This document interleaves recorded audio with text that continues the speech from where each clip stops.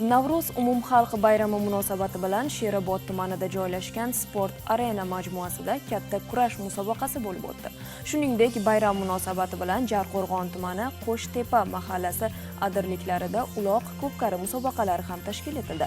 Tafsilotlar bilan muxbirimiz.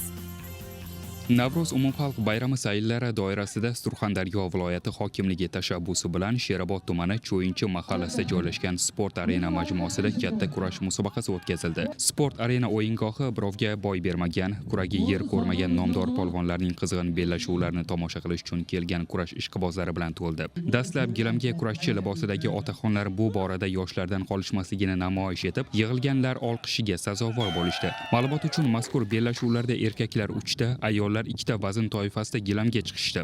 5 ta vazn toifasida musobaqamiz davom etyapti. 3 ta vazn toifasida o'g'il bolalar, 2 ta vazn toifasida qiz bolalar. Hozir ko'rib turibsiz, 66 kg, 81 kglik vazndagi polvonlar kurashyapti. Bu musobaqamizda hozirgi paytda Surxondaryo viloyatimizdan ko'p nafar xalqaro toifadagi hakamlarimiz mavjud. Respublika toifadagi hakamlarimiz bevosita mana shu musobaqamizda olib boradi.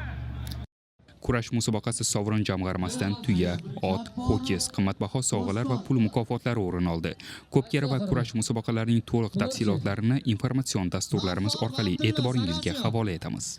Otlarning pishqirishi, tuyoqlar dupuri, chavandozlarning shiddatli qiyofasi, bakovulning hayqirig'i, son-sanoqsiz tomoshabinlarning qiy-chuvga to'lgan maydon zavqini tuyish, jo'shqinlikni his qilish uchun erta tongdan ko'pkari ishqibozlari Jarqo'rg'on tumanining Qo'shtepa mahallasi adirliklari tomon oshiqishdi. Navro'z umumxalq bayrami munosabati bilan viloyatning asosiy bayram tadbirlari doirasida bu yerda katta uloq ko'pkari musobaqasi o'tkazildi. Unda yurtimizning barcha hududlaridan taniqli chavandozlar, chopag'onlikda tengsiz dongdor otlar qatnashishdi. 10 ta jamoa ishtirokida tashkil etilgan musobaqaning dastlabki davra o'yini Sherobod va Sho'rchi tumanlari jamoalari o'rtasida o'tkazildi.